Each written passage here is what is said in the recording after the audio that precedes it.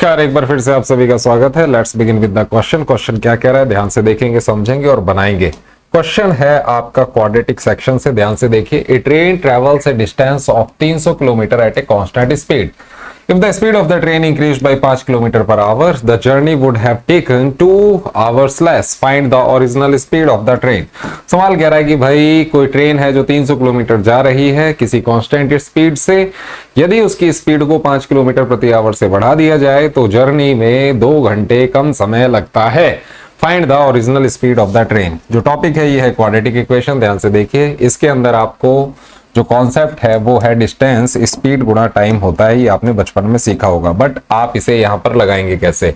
अब यहाँ पर टाइम आपको पता होना चाहिए कि सर डिस्टेंस अपॉन स्पीड होता है। क्यों? क्योंकि यहाँ पर सर मुझे 2 घंटे का एडजस्टमेंट करना है, 2 आवर का।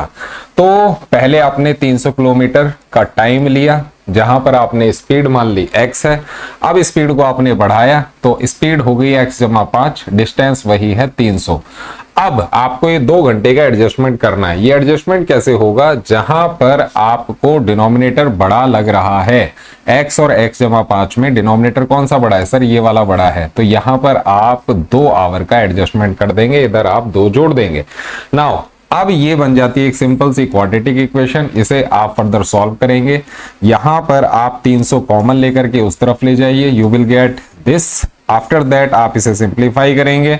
सिंप्लीफाई करने के बाद आपको एक इक्वेशन मिलेगी जो कुछ ये है, ठीक है। अब इसे आपने यहां पर लगाना है मिडिल टर्म स्प्लिट, और मिडिल टर्म स्प्लिट के अंदर आपको मैंने सिखा रखा है कि सर मिड टर्म को स्प्लिट करते हैं तो ये टूट जाती है 30x और 25x में। फर्दर सिंपल क्वाड्रेटिक मेथड, और यहां पर अगर आप फर्दर इसे सॉल्व करें तो you will get the value of x as -30 and the value of x as 25।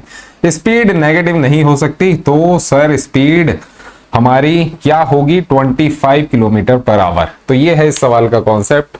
मिलते हैं नेक्स्ट वीडियो में, अभी के लिए इतना ही। Thank you.